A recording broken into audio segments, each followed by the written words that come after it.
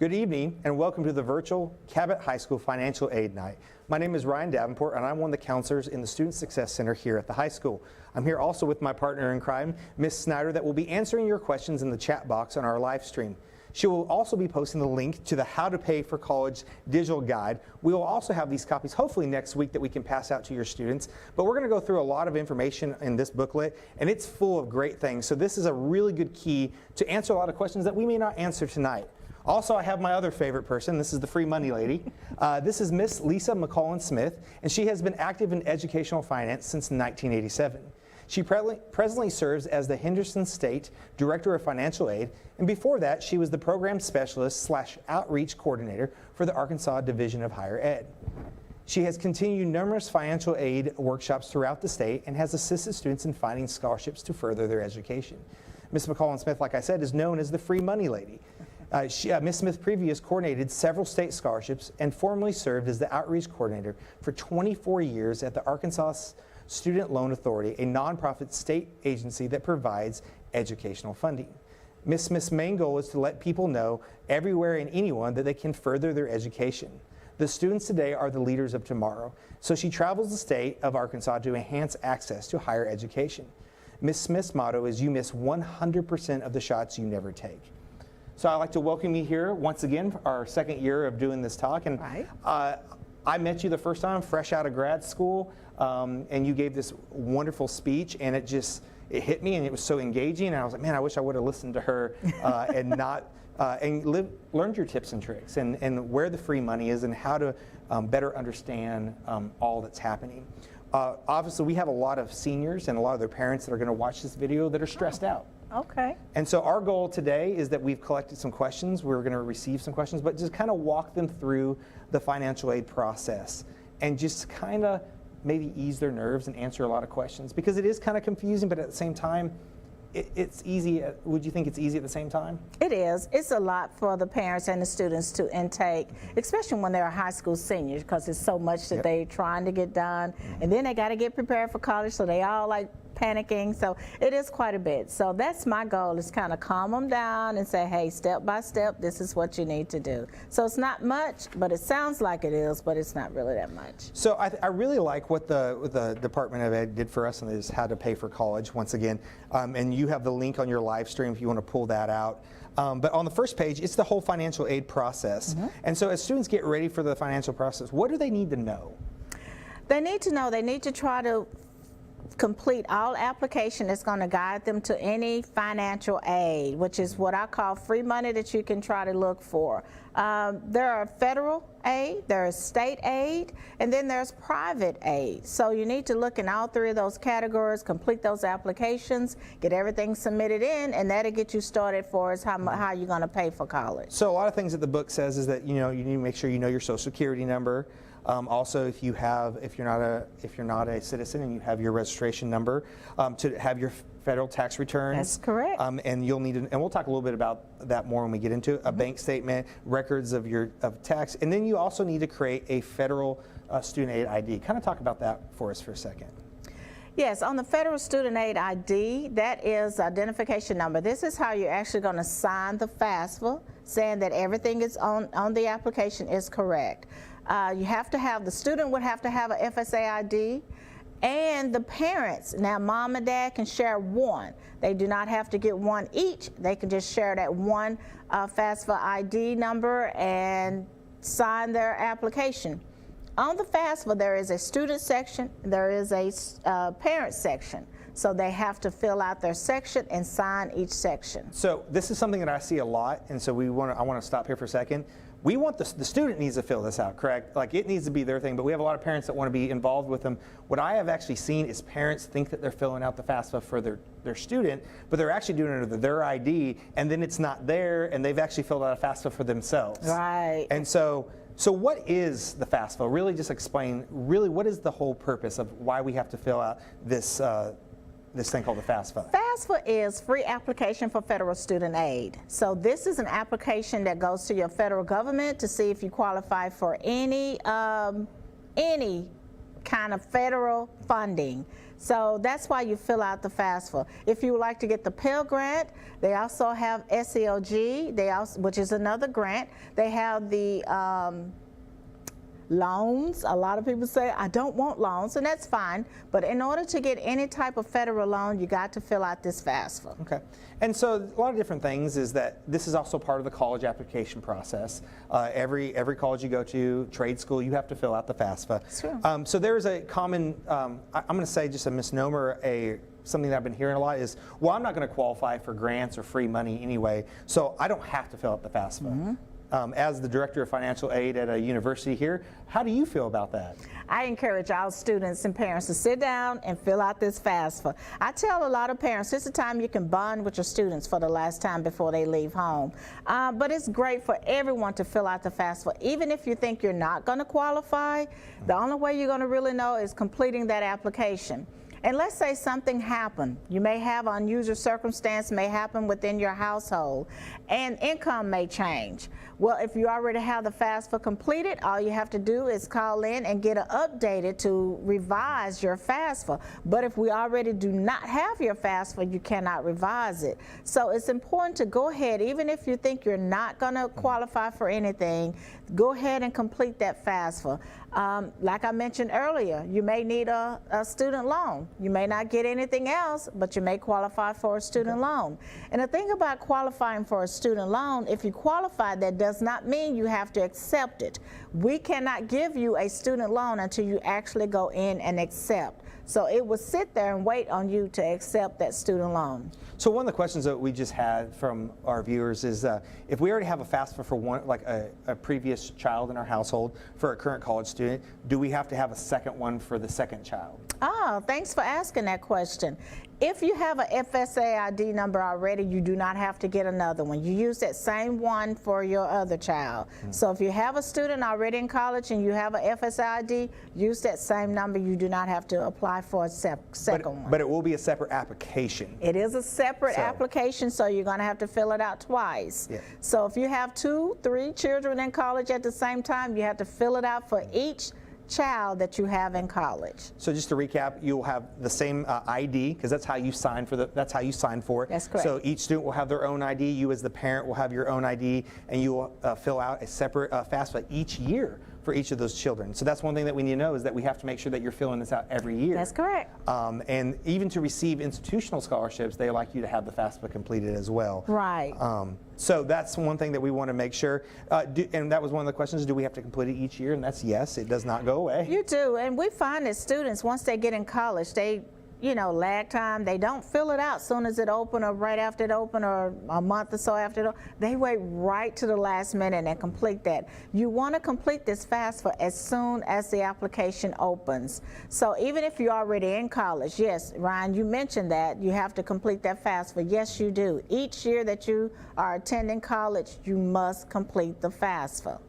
All right, so if you are looking at our online guide, this How to Pay for College, on page 2 and 3, that's going to be the whole financial aid process. It's going to walk you through the student, how to get your ID. It's going to walk you, step by step, looking at step 1, creating your ID, step 2, completing the free application, step 3, reviewing the aid. So you will get an email that talks about the different aid that you'll receive. And then also, there may be paperwork that is requested. So talk a little bit about some of the paperwork that may be requested by the financial aid office or even FAFSA themselves. This is what we call selected for verification. Sometimes students, once you submit your FAFSA, you may be selected for verification. This is a random selection from the federal government. It's not the school, it's the federal government that will select students for verification.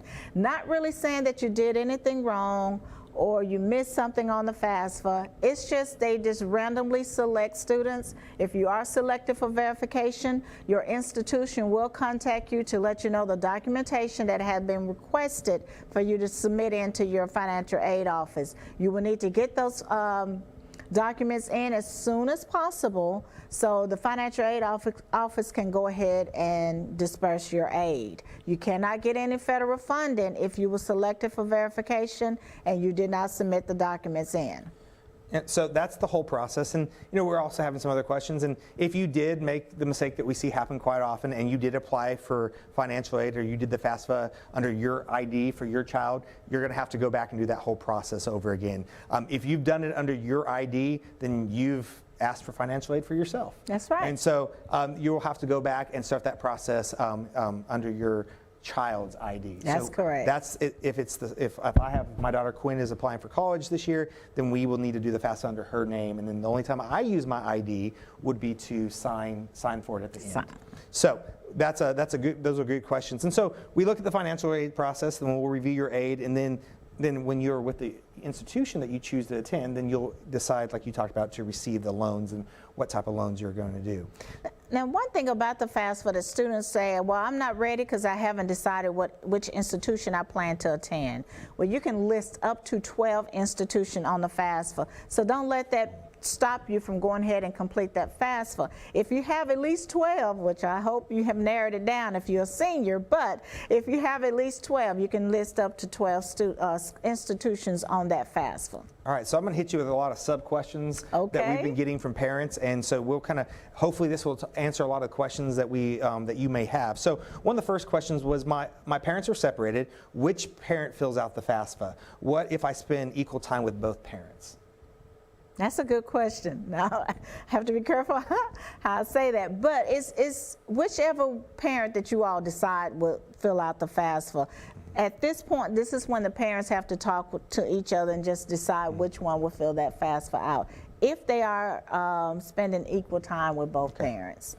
All right. If I live with, this is another question, if I live with my biological parent and a step-parent, do I have to use my step-parent's tax information? We get that question all the time. And on the application, it will say mother, stepmother, father, stepfather. So step-parents, they have to use the step-parent income and information on that FAFSA. So this is probably another one you're going to have to be careful how you answer it, but we get this one a lot. So I live with my dad more than 50% of the time, but my mom is on disability and makes less money. Can I use her tax information? Good question. Yes, you can. You can use your mom. Mom, if she's on disability, she probably don't file taxes, but it is a section in there that you can check that they are on disability. Mm-hmm. And whatever university you're planning on going to, their financial aid office can answer and guide you through a lot of these questions. Because a lot of this these are tough questions to ask, and you are bounded by federal law and all the things when you do sign this. And so you want to make sure you're upfront and honest as best as you can and what best fits your needs. And that's some good advice, to contact the institution you plan to attend, because sometimes you have to ask the right question to give the correct answer. So it's other questions with these questions that if you call the financial aid office, they would have to ask to give you the best guidance. You said, you miss 100% of the shots you don't take. That's right. I also think that you miss 100% of the answers of the questions you don't ask. That's true. One thing that we've been really pushing with our seniors and our juniors and sophomores is you got to ask questions. That's right. Because if you don't know, you don't know. And so it's very important. I'm glad you said that. I hope everyone's listening. Always ask questions. Always. So this is one we see a little bit, and this one can be kind of tricky, but my parents have not filed their taxes. What should I do, or what can I do? Keep in mind, when you're completing the FAFSA, it is prior year. So you go back 2 years. So if you're planning to begin college in the fall of 2022, that's hard to say, then you will actually use your 2020 taxes. So hopefully they have filed their 2020 taxes to use for that year. You always go back 2 years. It's prior for the taxes that they will use. And one good thing about that is there's also a tax loader button that really all you have to do is you click a button and it will pretty much preload all your tax information. Sure, if you filed. Right. Okay. Right. If you can, while you're completing the form, when you get to the part about your taxes, it will ask you if you want to use the data entry. And if you use the data entry, it will actually go into the IRS system, pull all your taxes in, load it up on the FAFSA, and submit that in for you. Okay, and I'm going to say this, if you're having trouble making an ID, or it's just system's not working. Sometimes there's glitches. There's a lot of people, because this just opened October 1st, and people are just flooding it. If you really have a question, you can reach out to your student's counselor, and we can maybe sit down and kind of walk you through it, and maybe see, take some time. Also call the FAFSA. I know that's not always the best thing because they put you on hold, but I just be patient with it, and if there's anything I can do or Ms. Snyder can do for you, we can help you with that process. But sometimes the site can be kind of be overloaded the first couple days. So it's also good to kind of wait and see if that works. Did I answer that question for you, Ms. Snyder? Okay. All right, we got another question real quick. I don't see that one yet, so if you can highlight that one for me. Okay. So just if there's an error showing, just like I said, the website might be having some issues, and so just reach out to myself or your daughter's counselor, and we can help you with that part. All right, we got a lot more questions coming. How long will it take to find out the results of FAFSA? It just depends on how busy FAFSA is. Like if you do it in a peak season, it may take a week or two to hear back from them. But this is the key thing. As soon as you submit your FAFSA in, you will receive an email. If you put your email address on the FAFSA, you should receive an email to let you know that they have received your application, and you will be notified again by email once they complete processing your application. Mm-hmm. So you will receive what they call a student aid report. They call it a SAR, S-A-R, and on that report, it will give you your results from the FAFSA. Okay. If a student files their own taxes, can they just use them without their parents' tax information? We get this a lot too. I know you do, because we get it quite often also. Actually, the federal government has laws as to what you have to file in when you cannot use your parents' income on their taxes, on their FAFSA. You have to be at least 24, or you have to be married, or if you have a child and you can prove that you're taking care of the child's well-being, at least 50% of the well-being of the child. So those are some of the stipulations. There are more they do have listed on their website, but those are the main ones that we find. But if you fall in one of those categories, then you will not have to use your parents' income. I know another one we get quite often if the student is homeless. Mm-hmm. So if you're homeless, then yes, you don't have to use your parents' income. Or if, I know last year we talked about this, if we had a student that was living with a grandparent, court order, like they have custody over them. It's a good one. I think what we talked about last year is that they can be considered independent. Yes, if they have legal guardianship. Now the key word in that is legal. Just because you're staying with grandmother, staying with aunt, does not mean that it's legal. You've had to go to court and get paperwork to show that you're legal guardianship. If you don't have that paperwork, then you'll have to get your parents' information on that FAFSA. And if you're in FAFSA, if you're also in adoption, if you're in, not adoption, I'm sorry, if you're I know I have it right here. I'm sorry, I just blanked for a second. If you are, I think what it is in foster care. In foster care. It will care. actually, there's a spot on the FAFSA that you can click and actually say that you are in foster care. That's correct. And it will ask questions. That's correct. For you. So these are all very good questions. But you mentioned adoption. Let me touch on that a minute. If you are, if you adopted a child, then the parents have to be on, the adopted parents' information will need to be on that FAFSA. Okay, that's good. That's a great question right there. All right, so on 2 and 3, there's a lot of great information steps. So if you're looking at this booklet, we will once again have hard copies hopefully by next week, but there is a digital version that we've posted, and we also have on our Student Success Center website. So next we're going to kind of talk about federal aid programs. That's on pages 4 and 5, and just loans. And so we're going to kind of go through this.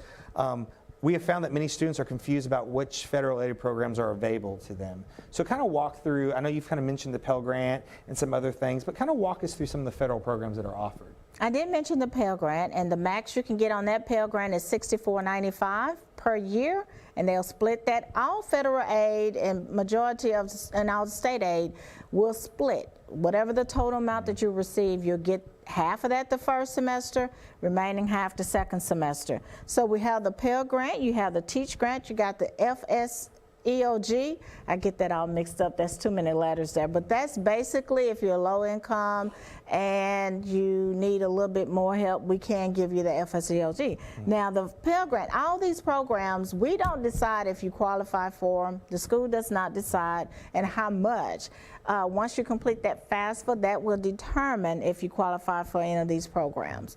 And then you mentioned the loans. They do have the federal subsidized loan, unsubsidized, and the PLUS loan. The federal sub and unsub is in the student's name. So therefore, the student will be responsible, do not need a co-signer for the federal sub or unsub. Now for the PLUS, which is the parent loan for undergraduate student, it's in the parent's name. You get no grace period, you immediately go into repayment parent. So if you have to get a PLUS loan, just know you're making full payments while the student is in school. My parents still remind me of that loan to this day. So that is one thing you do want to watch at as young students is, so kind of walk us the unsubsidized versus subsidized. What does that mean? Because those are words that we don't really hear much, and I know they're important, so kind of explain those to us real quick. It's very important that the students understand what they're signing up for. Subsidized, the government will pay your interest while you're in school, as long as you're at least half-time. Once you drop less than half-time, your subsidized loan will go into repayment. At that point, the student is responsible for principal and interest payment on that loan. On the unsubsidized, government does not pay the interest, your lender will send you a statement every 3 months to let you know how much your interest payment is. If the student chooses to not make that interest payment, it will be capped into their principal and go back into that, adding more interest onto that. So I do encourage the students to make that interest payment on that unsubsidized loan. But again, both of these are actually in the student's name. Okay, so if you go back to page 4 on the booklet, the couple ones we were talking about, federal Pell Grant, but the one for the lower income was the Federal Supplemental Education Opportunity Grant. It's the FSEOG.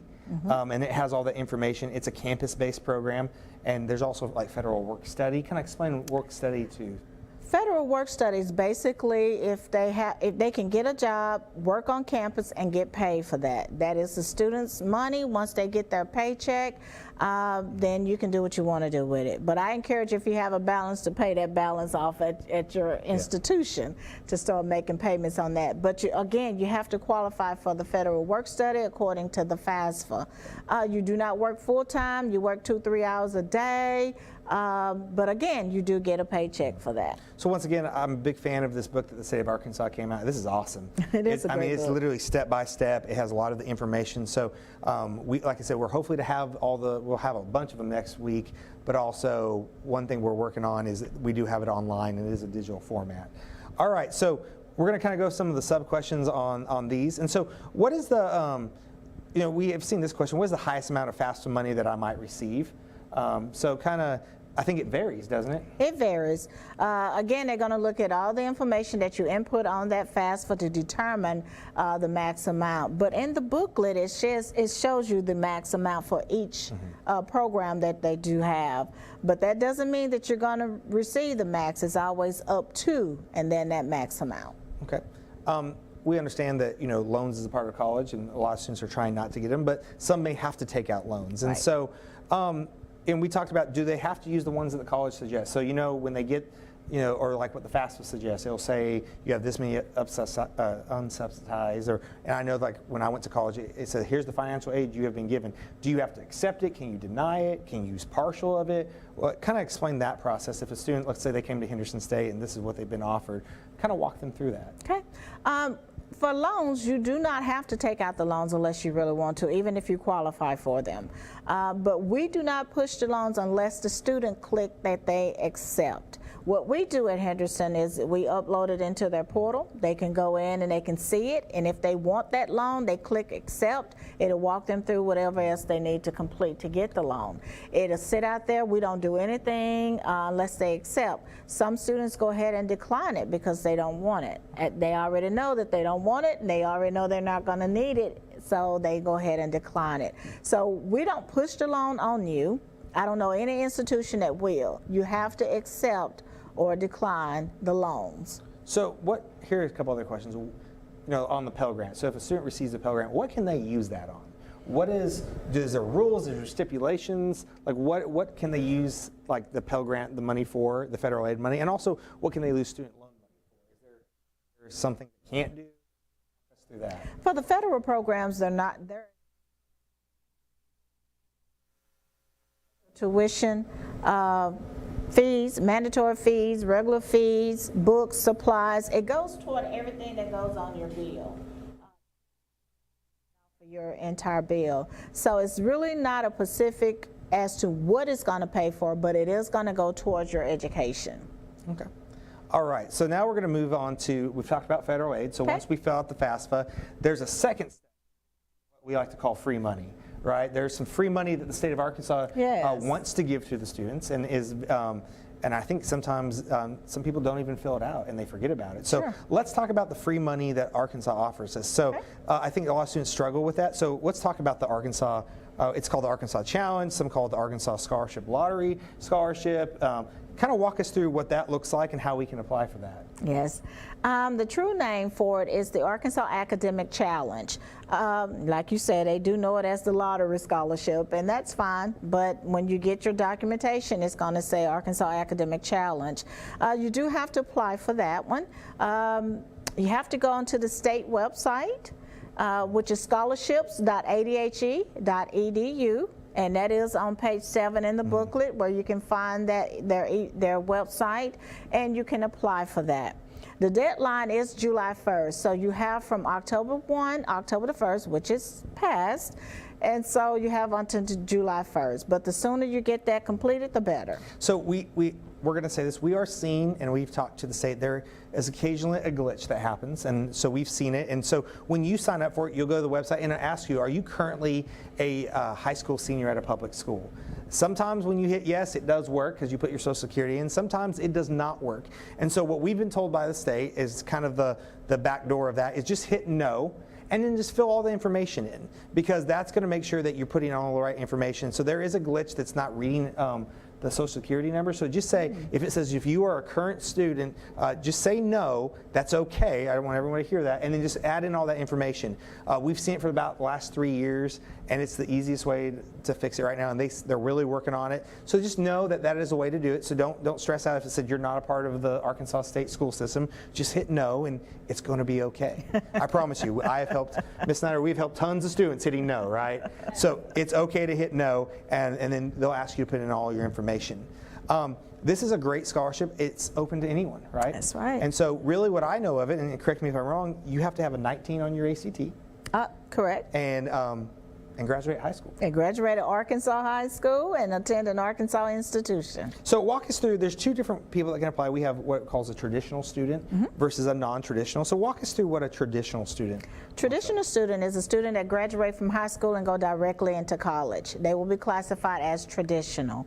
Non-traditional is anyone that is over the age of 18 and they do not have any college hours, and now they decide, oh, I want to go to college. So they will be classified as non-traditional. Also, if you've already gone to college and then you did not receive a associate's degree or bachelor's degree, you will be classified as a non-traditional student. So we're going to go a little bit off and just kind of talk about the tips and tricks of this part. Okay. Because I see a lot of things happen. All right. So one of the things that we see happen all the time is that they use their school email.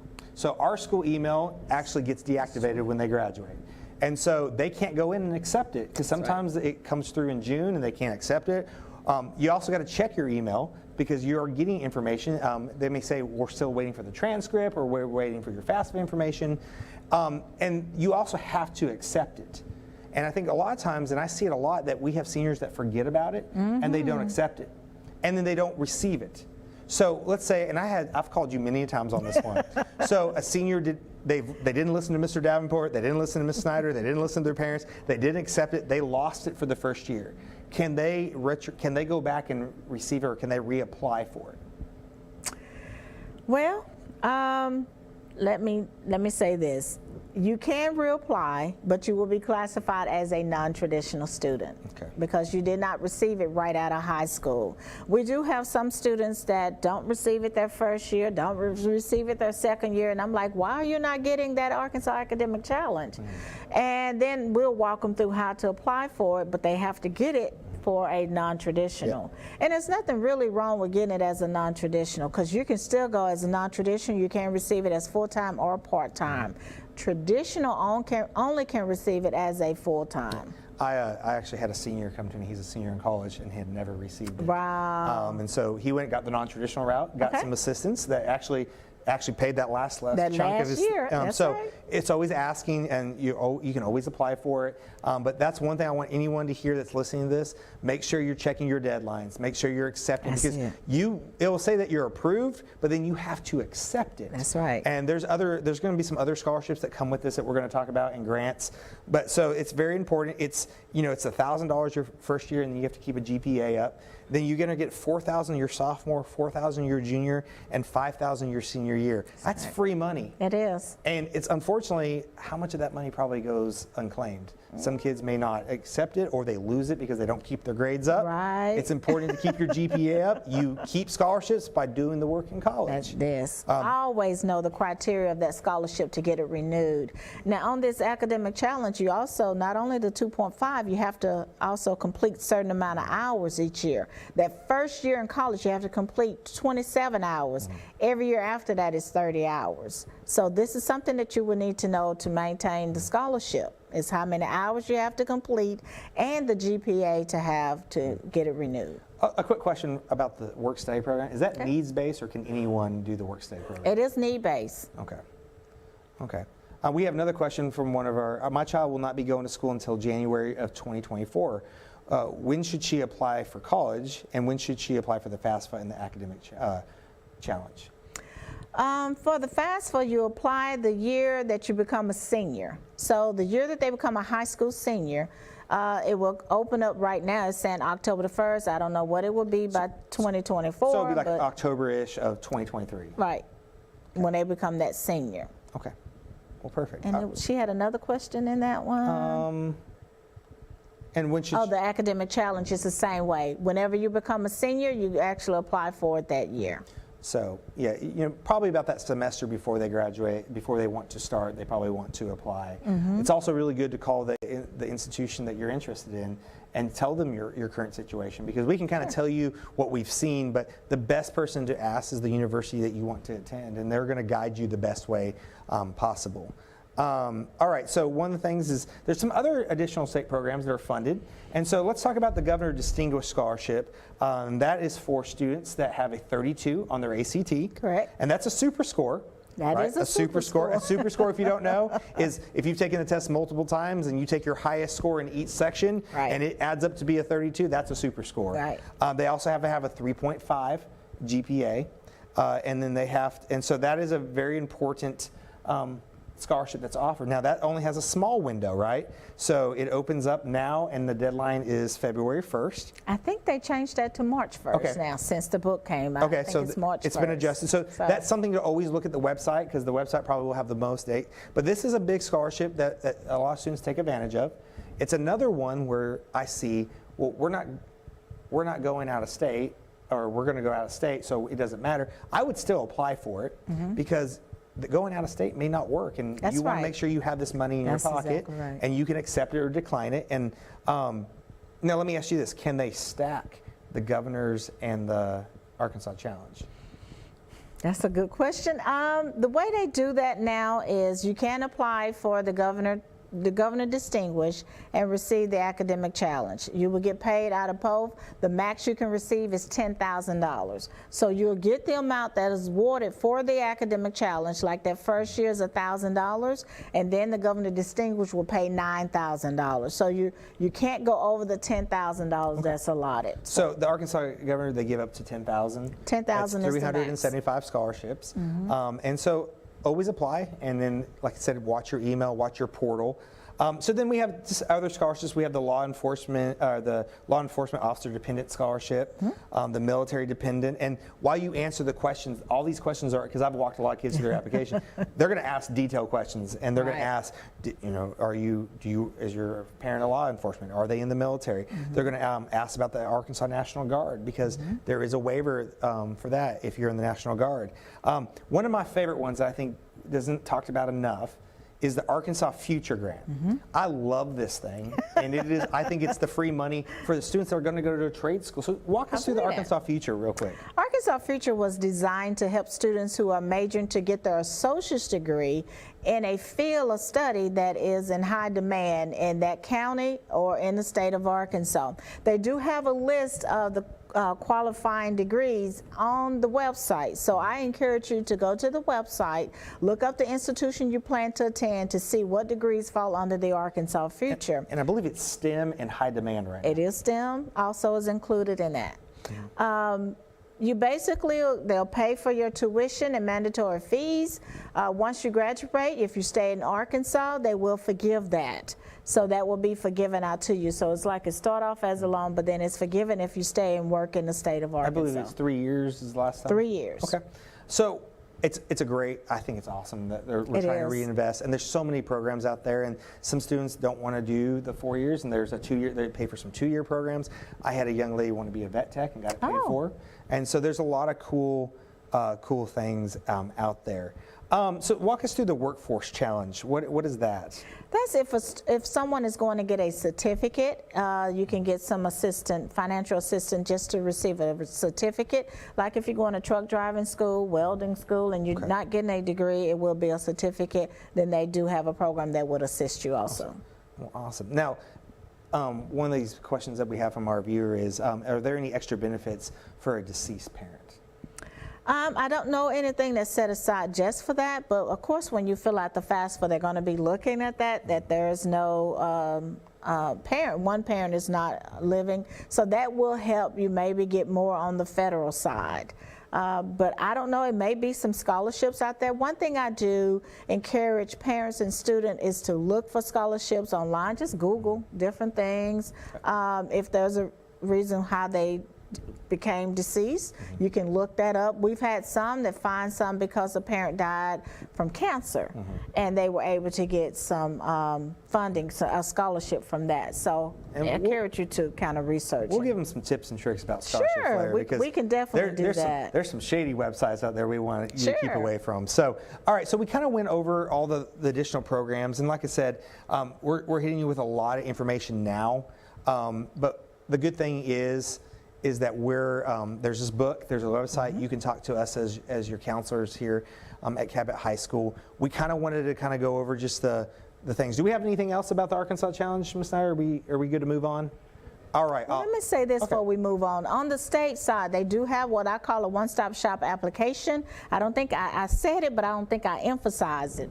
But when you go to this site, you're applying for all the scholarships from the state that we mentioned, and they're going to ask specific questions to see if you qualify for them. At the end, it's going to let you know which ones you qualify for, and then you submit that particular scholarship in to the department. And like I just read right here, the military dependent and the law enforcement, that's if a spouse or a parent was killed or permanently disabled in the line of duty. So there are some things out there that you can look up. And so, we've gone through a lot of different things. We've talked about additional different state programs, and we have things, like I said, this book is full of so many different things. It's going to have, for parents, it's going to give you saving for college, and it's going to give you ideas and talk about different bonds and accounts that you can do for that.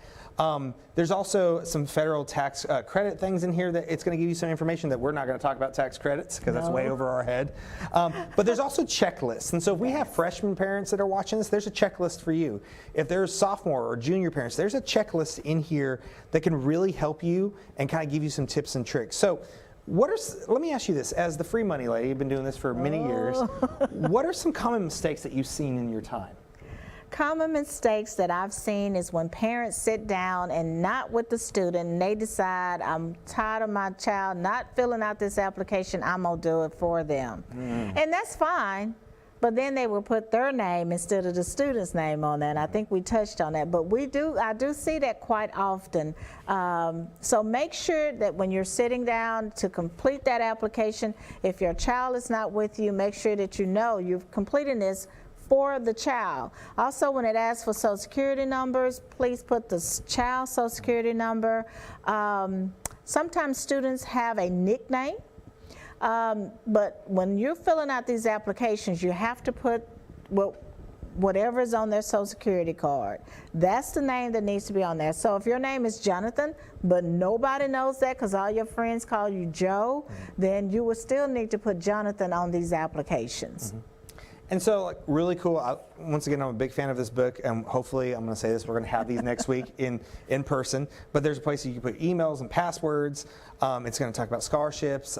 So when we talk about some common mistakes, like, what are some other things that you see, like, when it comes to mistakes, when it comes to looking for scholarships? Is there anything they need to be weary of? Is there anything that they, they need to be careful? Because guess what? The internet's also full of people that are trying to scam you. That's right. And so what are some of your tips and tricks to know that it's not a scam? Basically, if you have to pay to get the application, to retrieve the application to apply, I would kind of think twice about that. Maybe contact your counselor, high school counselor, and talk with them about it. Let them do some research. Or if you already know what institution you would like to attend, you can contact the financial aid office and see if they've heard of this company. But I wouldn't pay to apply for a scholarship. I agree. And I think last year you turned me on to, like, FastWeb. I think FastWeb is a great website. It's going to pull everything from regional to non-regional, and you can apply for anything. That's everything. right. And there are scholarships out there that you may not think matches your qualification, but read the fine line and do what you need to do. So we had a question that came in about, STEM is considered a part of science. And so one of the questions is for the Arkansas Challenge is, do you know if all medical fields like radiation therapy would count under that? My question would be, is you go to the website where it talks about the Arkansas Future Grant, and there is a link that you can click that shows all the participating programs. Yes, exactly. And I do that a lot for my students as well. But you walk through and you look and see what is being offered, and there are a lot of medical fields, but maybe respiratory may not be on there. And so you want to make sure that that's on there, and it has every college from 4 years to 2 year, anything that is in the state of Arkansas that offers a program. That is a very important thing to look. So it's a lot of research. And said, once again, we're here to help you and come aside with you in that research. What about the websites for the one-stop funding? So if we're going to go to the Arkansas Challenge, and so that, I think we're going to go back to that. I think the page was One more. There you go. Yeah. So what is the website that they go to find the one-stop shop for the Arkansas? So you said it was scholarships.adhe.edu. Correct. I will also tell you, if you Google Arkansas Challenge Scholarship, it will also pop up as well. And that's your one-stop shop. And it's going to take you to something called Universal. Universal. And that's where you will log in and start that whole process. That's correct. And so it's like I said, it's on this booklet. I'm pretty sure we posted that link. So I download it. It's easy. I'm looking at it right now. We literally can flip through it like it's another. Yes. So it's a real easy. Oh, I lost it. But it's a real easy process to get to. All right. So we're kind of finishing up our time. We have still a few minutes. What are some other tips and tricks? So you said there's a lot of, what do you suggest someone that's like, I just want to look for scholarships. I need money. I need to pay for it. Kind of walk them through. I would actually suggest that students set aside a allotted time per day. If it's just 1 hour or if it's just 30 minutes a day to look for scholarships on the internet. Kind of research and start looking for scholarship. Build yourself a list of the ones that you have applied for.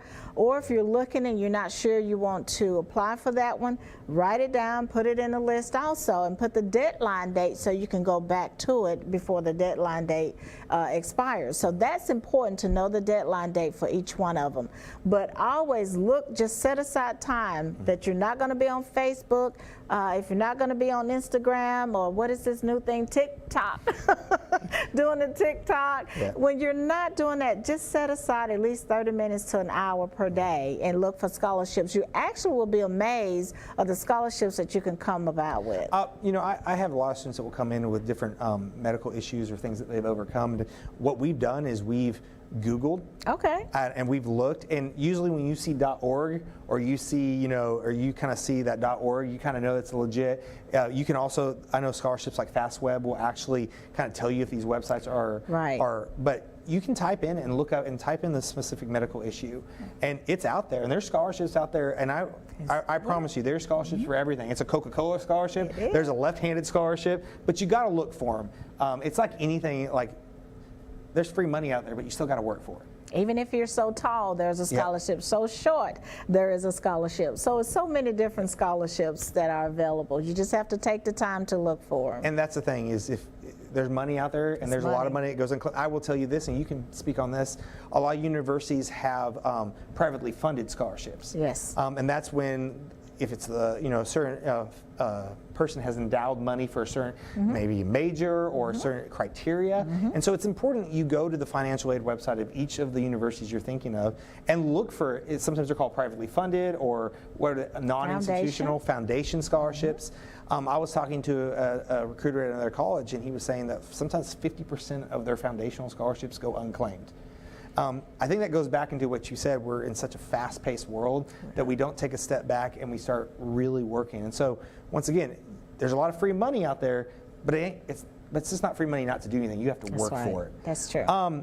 Any other things that you think that we need to kind of go over or talk about when it comes to FAFSA or the financial aid? Yeah, I want to encourage them to actually, when they get the booklet, I think it's a page in here that have a list of websites you can go to. And you mentioned FastWeb. There also is, Arkansas Student Loan Authority has one that you can go to, that they have also what we call, where you fill out the checklist, you're filling out the questionnaire, and it will let you know what you qualify for. So once you get the booklet, I encourage you to look through this booklet and just try to go through all the websites. And these are websites that we know that are legit. They're really good. So they're not going to try to scam you. So make sure you try to look through those. And we're going to give you a lot of resources as well at the Student Success Center. We sent out an email, a monthly parent email called Counselor's Corner. If you're not getting that, reach out to us and we'll get you set up on that. But we put a lot of information. We have a lot of scholarships. So if you go to our page and there's actually scholarships, we have it broken down for each month, due dates, and we just loading a lot in there. And so there's a lot of information that we have available to parents, and we're going to continue to try to be even better to get that information out there. Once again, you got to ask the questions. That's right. Ms. Snyder, do we have any other questions we need to review? You think we've... All right, is everyone happy? We're going to ask out on the live stream world. If you have, we're going to finish up in just a few minutes, so if you want to get your last couple questions in, just, we kind of went through things. I want to talk about this. I know this one just popped up. If my student is 18 and wants to apply for a loan, you talked about that. There are certain loans they don't need a cosigner and certain loans they do. Talk to the financial aid office. That's true. Yes. Just always meet with the financial aid office. For the federal loans, you don't have to have a cosigner, but there are what they call private loans. So they can even get the federal loans and the private loans, or if they don't qualify for the federal loans, they can get a private loan. Private loan may require you to have a cosigner, but again, that's a private sector. So we do have a list of them, but they'll determine if they need a cosigner. All right, so we also live in a large military community. Okay. And so we kind of want to talk a little bit about that because that can be kind of tricky. So, we have many that have, on the FAFSA will say, have you lived in Arkansas for 5 years? But we also, they've only been here for a year, or they've been here for 2 years, and they may have an Arkansas driver's license. They may have a Texas or a Florida driver's license. Kind of walk us through that process. And I know, and we were kind of talking about that before, and if you don't know the answer, where's some of the best places they can find out the answer? The best place in this situation is because you don't know what your residency is going to be. So if the school is going to charge you out of state. But mainly a lot of the institution will actually look at where you graduated from. If the student graduated from an Arkansas high school, then most likely they will be an Arkansas resident, especially if they're in the military. So if you, the best thing to do is just contact the institution that you plan to attend, or if you're not sure yet, just contact a institution financial aid office and just see what they say to you. Yep, and that's always, like I said, once again, calling and always asking questions is the best way. And there's a lot of different things. I know that you have to be a resident for at least 1 year for the Arkansas Challenge. Yes. And if you've been here for your senior year, you're pretty much have been here for a year. Right. And there's a lot of different programs for military to give them assistance. And that, so if that is a stressful thing for many of our military seniors out there, once you kind of wind it down to what college you want to go to, then it's time to reach out to them and kind of because they have a military liaison and different things that can help them. So, all right, any other questions, Ms. Snyder? Well, we thank you for your time. Do you have any last parting words, any good advice or anything you want to share to the parents of CHS and the students? Just want to encourage the seniors and the parents to go ahead and find all this free money that is available. Sit down, set a time to sit down with your parents, students, and parents, sit down with your students and just make sure that they're getting their financial aid completed.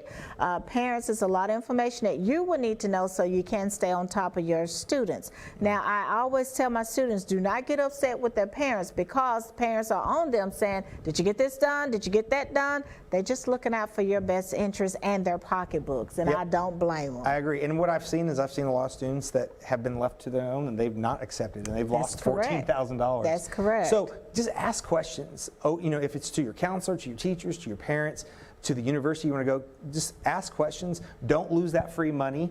And do it together. And parents, make your kids sit down with you and do it with them. Once again, it's a great bonding experience, but your student also is going to have to be doing all this. When they go to college, it's the student that's involved. Like most colleges won't talk to the parents, right? And so it's a good opportunity to teach responsibility, and we want you to get all the money possible.